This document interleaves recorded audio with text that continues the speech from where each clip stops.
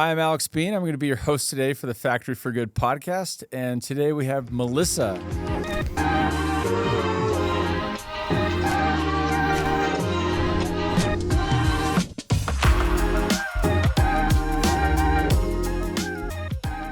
Sevy? How do I say your last name? Sevy. Dang it. That's what people usually assume it is. Introduce yourself real quick. I mean, you said you're from St. George. Tell us a little bit about like who you are, where you're from. Yeah. So I've been based out of Utah most of my life, but so I got married in my late 30s. So before that, I got to live abroad several years in Uganda, a few different stints in India and Nepal, China. So had the chance to kind of explore a ton, and now I love being grounded. And so I'm based in Provo, have 1 and a 3-year-old, and just enjoying life, trying to strike that balance. It's not a thing, and Yeah, exactly. and Balance is running not a a thing. company. So you're a mom and a business owner. Yes. So that's what we're going to talk about today, obviously. Like Yeah. what reason that I wanted to have this conversation is there is always the nonprofit world and then there's the business world. And a lot of times it feels like they don't touch each other. You have a B Corp. Tell us about your business. Tell us about, obviously, kind of what got you into it, and let's lead up into what created Ethik. Yeah. So I started in the nonprofit space. Okay. Kind of jumped into it naively, actually. So I was living in Uganda. This was in 2009. I just got a job in Uganda for a nonprofit after grad school. And my background was in public health and special education. So random background, but I was in Uganda working on some health projects, public health projects. So I was overseeing a group of interns. So we were working on different projects with like HIV prevention, on disease prevention. And there was a particular project that we were doing that we were teaching classes around disease prevention through, understanding germs and hand washing with soap. And so we were teaching these in different village settings. And at one point realized that a lot of the people we were talking to couldn't afford soap. And it was one of those moments. So you're out there thinking, hey, this is a pretty elementary thing for us to teach you how to use soap.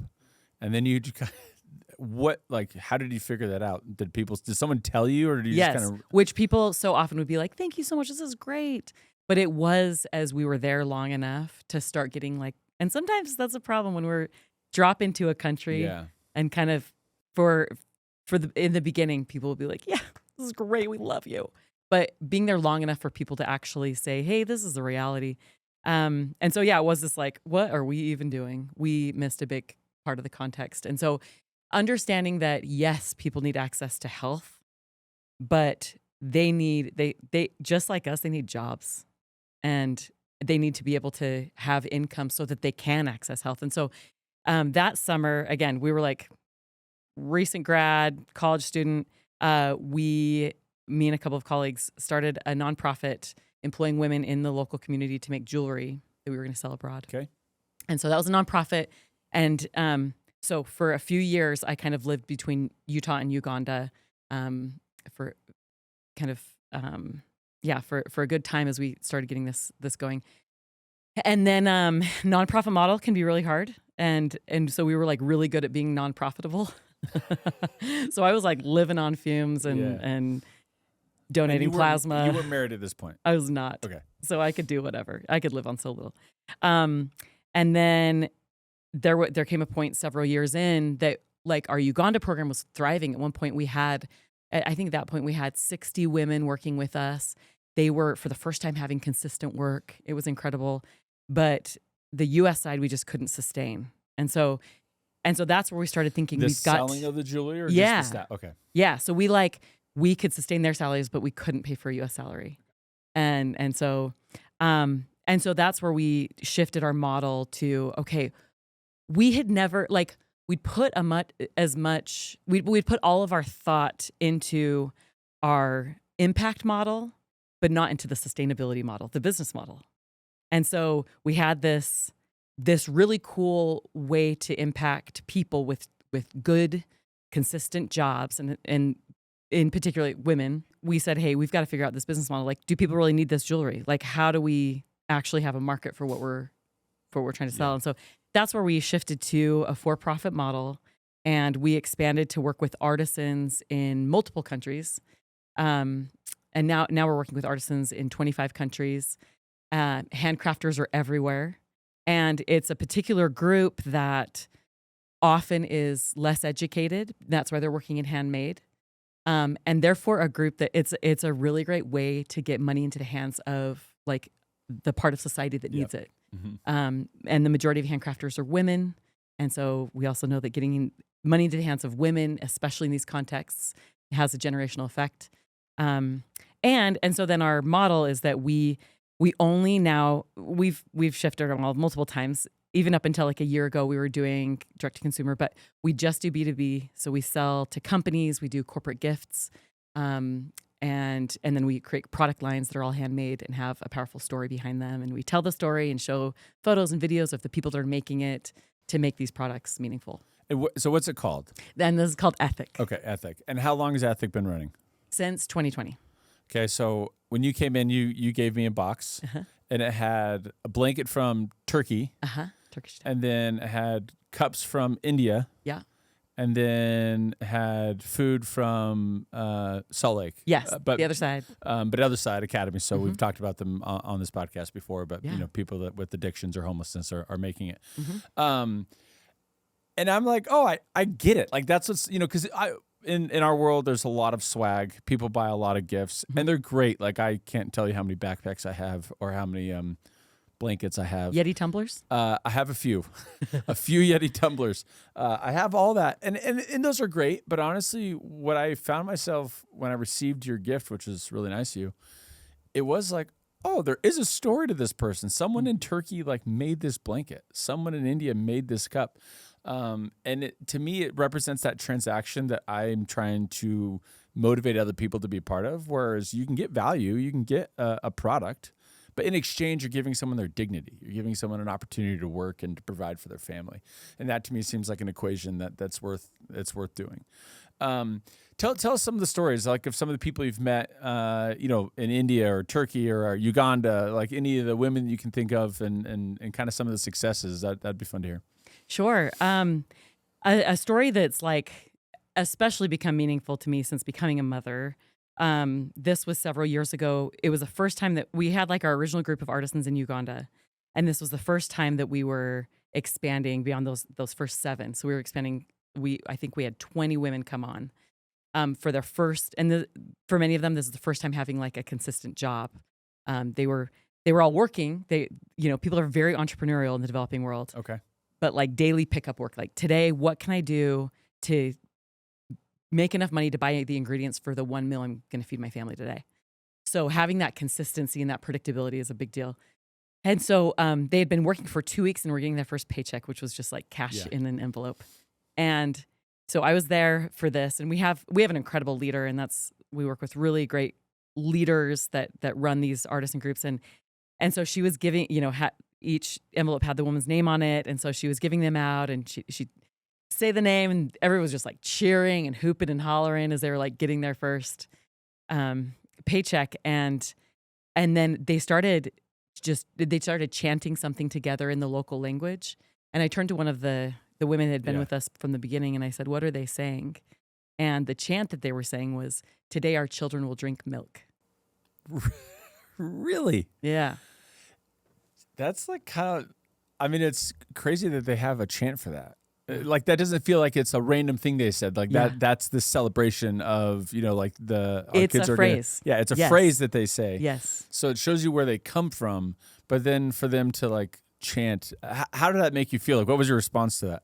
It was, that was like one of those moments, and it was one that I reflected on again and again as, the years went on and things were challenging and we were trying to push through, but like the why behind what we're doing is really important. And it is not just about these women themselves, which that is a big deal for them to have the dignity of work and the dignity to then care for their families and to break generational cycles. And so it's been a moment that I like reflect on a lot, and then becoming a mother, it like makes me cry even more. So, what's the mission of Ethik? What's the goal of Ethik? it is to give people dignified work through handcraft. And so, so it is just, it is a model that just inherent in what we do is impact. And so sometimes companies can kind of have like afterthought do good programs. But as much as I think any company can think about aligning like what they do with the good that they do with like into the fibers of their company rather than the afterthought, then it doesn't get cut, which we're kind of seeing the last few years. I think a lot of programs have got cut as things have been unstable and whatever. And so when times are good, it's there. When times are not. But for you, there's no choice. It always has to be there. Yeah. But how do you balance that between profit and impact, right? I mean, you're not raising money, I would assume, so you don't have investors. But, how do you think about the goals of profit? Or do you guys even talk about like how big you want it to get? Or do you talk about it in terms of the impact? But how do you balance that? Yeah. Well, for one thing, an internal motto that we have that we wouldn't like put this online, but I'll say it on your podcast, is DSTA, don't screw the artisan. Okay. And that came from there was another company that had something similar to that, so we kind of ramped off that. But we know that things go wrong in orders all the time. I mean, we're in handcraft. It's inefficient. We're doing this complex supply chain. So we know that our job, we do take the fall. Even if like there was something wrong in the order, we can't like let it be like, okay, so you guys aren't getting paid for this. So we have like lost sometimes a ton of money on an order because something went wrong that wasn't even in our control. But like that's like that just makes us go back and say, okay, we've got to do better training. We've got to make better spec sheets. We've got to do better sampling so that we don't have this happen again. Yeah. And so we kind of take that responsibility. And so that's kind of an internal thing that we do. But then, profitability is a challenging thing too. Like we're not trying to compete with China-made things. Yeah. This is something that it's not just the story. If it was just the story but a crappy product, that's one thing. But we have to have beautiful products. And so we just have to do a good job at marketing them. Like we are the bridge for so many of these artisan groups. So artisan craft is the second largest industry in the developing world, second only to agriculture. Okay. So it's huge. I guess that. Yeah. How do you, because I know sometimes like you said it earlier, it's easy to be in our shoes or live in our world and go to another place of the world and be like, well, you have soap. Of course you have soap. And it's like, no, we don't have soap.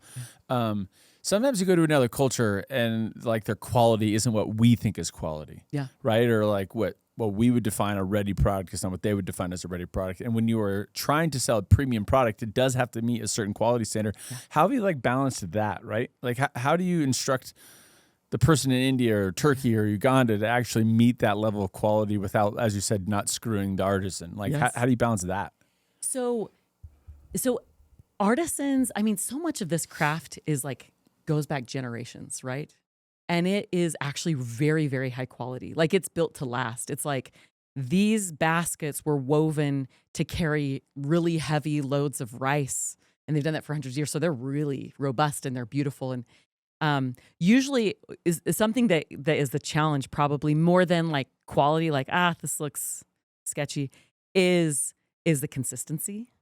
Because a lot of times, like artisans are used to just selling in a flea market. And so it's like, you get what you see. Yeah. But I still remember, and this was years ago. Now the internet is pretty ubiquitous, even in, people have smartphones in villages. But people were not, this was our group in Uganda, didn't really understand the internet. So this was probably like early 2010s. Okay. And I remember like getting out my laptop and showing like, this is why we need every single necklace to look exactly the same, because we show one picture and this is the one picture that people see. Yeah. So there can't be variations. And that was a new concept. So it was just like exposure to this idea that it's got to all be the same because people only see this. It's like a funny business principle, right? Like people call English the business language. It's not that English is some better language, but once everyone gets in sync and we can communicate, we can now transact and we can trade and we can do all the things across cultures. But what you just said is like, they didn't understand because they were in a world where a flea market says, well, here's the 10 necklaces and you can buy one of the 10. You pick one. And in like our world, we're like, yeah, but you get one picture. And that like is mind blowing to them. But it's also when you really think about business, it's like, okay, well, that's why it has to be consistent off the production line. But when you're doing handcrafted, there is no production line. Everything's got to come. So one of the things we talk about with Factory for Good and trying to motivate people from just having a factory that's creating money and trying to move them to a factory that produces some good in the world, is that feeling. When you see someone chant, my kids are going to have milk today, or you see that mom's eyes light up, walk me through, how does that motivate your team? Or how often do you guys see that feeling? Or do you sometimes, because it's a for-profit, it's not as clean as I might want it to be? Does that make sense? Yeah. I mean, we like team meetings, we make sure to like regularly share, hey, this is feedback that we heard from the artisans, or this is something they said. Like sometimes we've even like video conference like my team with a group and like being able to make that connection, because that does, when we're here and we're like removed from the day to day. In the past I traveled a lot more, and actually I found that the best impact we have is, like I said, like marketing their goods, like showing people their goods. They can do. In the past, like before COVID, actually, I would go in person for a lot of our when we'd have like tens of thousands of items for an order. I'd be like, I need to go in person. And then I thought that. And then COVID hit, couldn't travel, still had orders, and they could do great without us. And so it's like understanding this is the best thing that we can do is like be here. That's the part that they can't do. What they can do is make awesome stuff. How many clients do you guys have? How many products are you selling a year? I mean, how many clients? I mean, we have like probably a few dozen corporate clients that do corporate gifting with us throughout the year. And then we have like a handful that do these large handcraft orders, sometimes over like 100,000 items. Okay.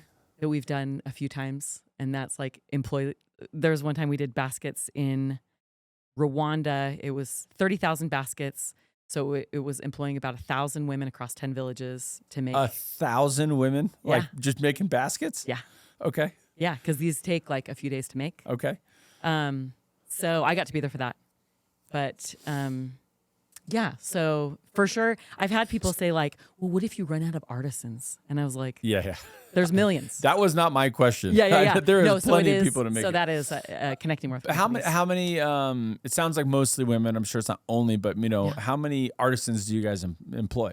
We work with about 3,500 artisans in 25 countries. And would you consider that full-time or part-time? Just it's all contract work. Okay. So it's by piece. Yep. Okay.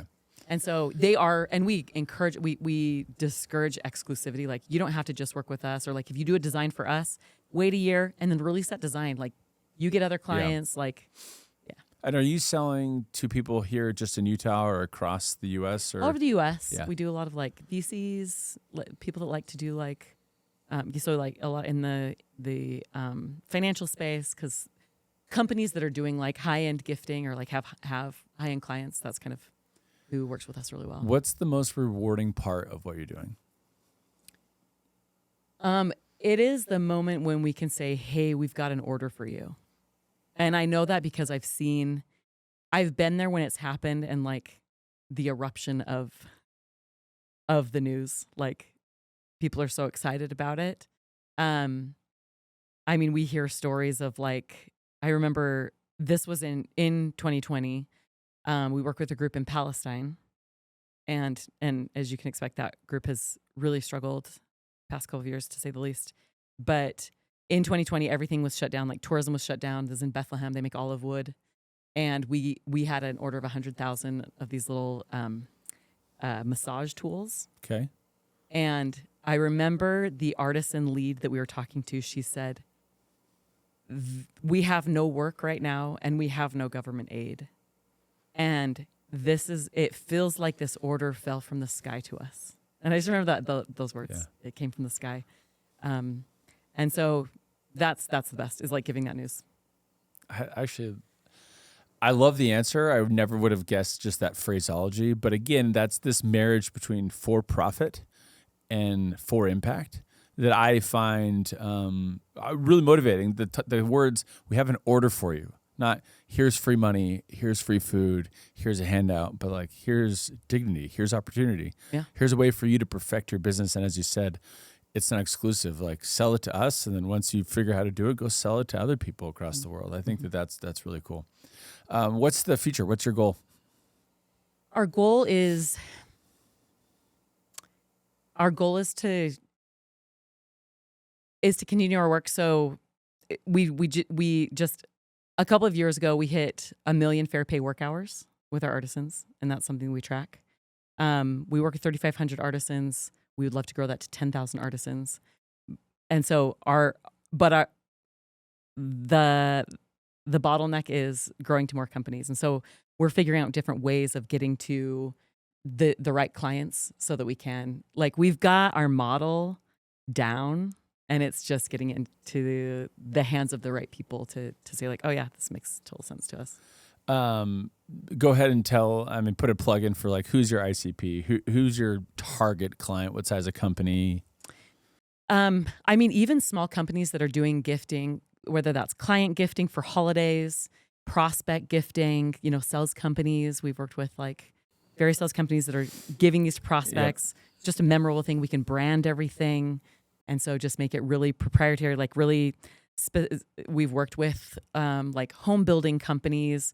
And so it's all like home goods, like you're moving into your new home, and here's a marble cutting board with copper mugs from Jerusalem. Yeah. Yeah, it is cool. I do, because again, it feels good, and it's a good product. Like, the blanket you brought, I'm like, oh yeah, I would definitely love to have this product in my house. When you do, so I do venture capital, right? So like I am on this side of for profit.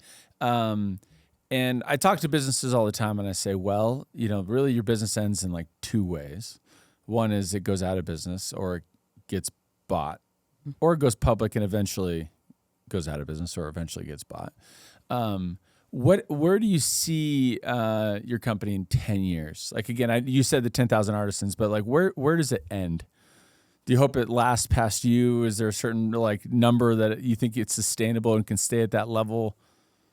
Yeah, we've had years on and off that we've hit like 1 to 2 million in revenue. That kind of growth. We could take this to 10. We could take this to 20. This is something that, like, protecting the mission is really important to me, and that is why we're a benefit LLC. So we're actually not a corporation, okay. Benefit LLC, but still, yeah. We're in that category. Protecting that mission, it is something that I feel like is kind of a lifelong work for me. I don't see us like we're not growing this to sell. In the past, I did kind of think that way. I was like, kind of got in that. Sometimes it's kind of the sexy thing to be like, and then we're going to have this grand exit. But it was like, that's actually not what makes sense in our work. And for what you want to accomplish with it. Yeah. I would love, there are so many things that I love doing in this world. So it's not like I'm going to do this till like the day I die, but being able to grow it to a place where it is sustainable. It has like, so 10 years from now, I think it would be a time that I could pass it off to someone that can really do growth. Like I am like the visionary.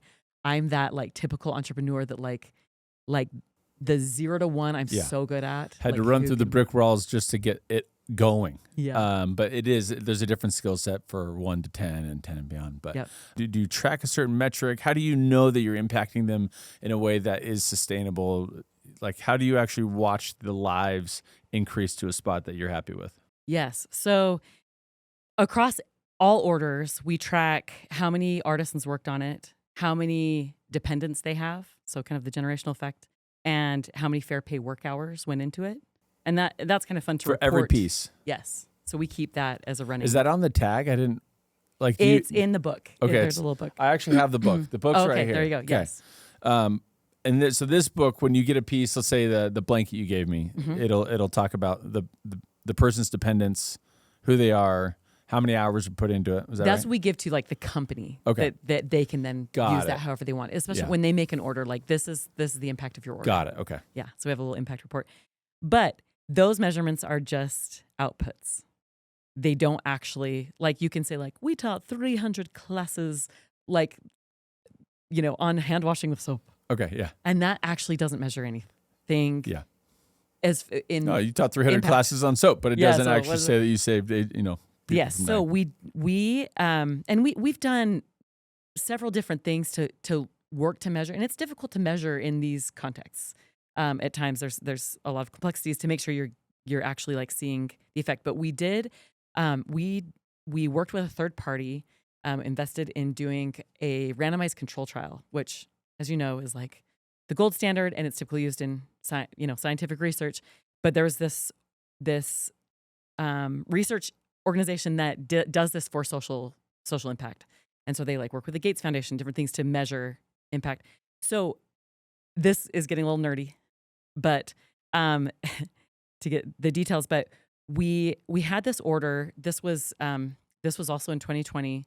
We had an order for 160,000 handmade ornaments that were going to be made in Uganda.